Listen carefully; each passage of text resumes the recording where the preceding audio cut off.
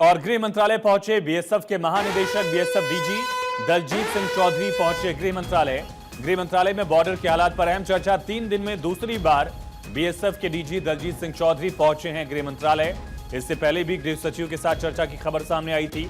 अब 3 दिन के भीतर दूसरा ऐसा मौका जब बीएसएफ के महानिदेशक दलजीत सिंह चौधरी गृह मंत्रालय पहुंचे हैं और बीएसएफ डीजी दलजीत सिंह चौधरी गृह मंत्रालय में बॉर्डर के हालात पर चर्चा कर सकते हैं। सीनियर ऑफिशियल से उनकी मुलाकात होगी।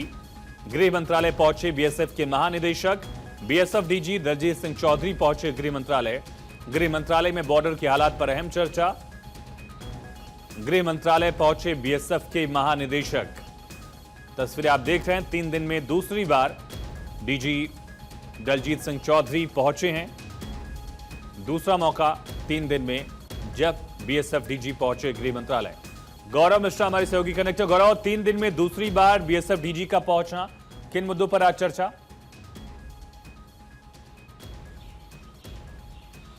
बिल्कुल, देखिए, दलजीत चौधरी बीएसएफ डीजी जो गृह मंत्रालय पहुंचे हैं, गृह सचिव के साथ उनकी जो मुलाकात है वो फिलहाल जारी है। लेकिन इस बीच जो सबसे बड़ी बात यह है कि जो कि चिंता की बात है कि जिस तरीके से बीएसएफ का जो जवान है वो पाकिस्तानी रेंजर्स ने उसे किस तरीके से पकड़ा और उसके बाद से लगातार 2 से 3 बार जो खास करके मीटिंग की बात करें वो हो चुकी है। लेकिन उसके बावजूद भी पाकिस्तान की तरफ से बार बार ये कहना कि जवान की लोकेशन का पता नहीं है, इस तरीके की बातें पाकिस्तान की तरफ से की जा रही हैं। लेकिन इस बीच ये जो मीटिंग है साफ तौर पे बीएसएफ के उस जवान को लेकर के की जा रही है जो तकरीबन 80 घंटे से अधिक का वक्त हो चुका है और उसको लेकर के अभी तक पाकिस्तान ने अपने तरफ से ठोस कोई भी जो जवाब है, उत्तर है, अपने तरफ से नहीं दिया है। दूसरी सबसे बड़ी बात यह है कि जब इस तरीके की खास करके बैठक होती है, इस तरीके की मुलाकात होती है, तो निश्चित तौर पे सुरक्षा के मामलों पर जो चर्चा है वो भी की जाएगी। जाहिर सी बात है, इन दिनों जिस तरीके की बॉर्डर पर जो डिप्लॉयमेंट है उसकी भी जानकारी वो अपने तरफ से दे रहे होंगे। और इसके साथ साथ जब ये पूरी घटना हुई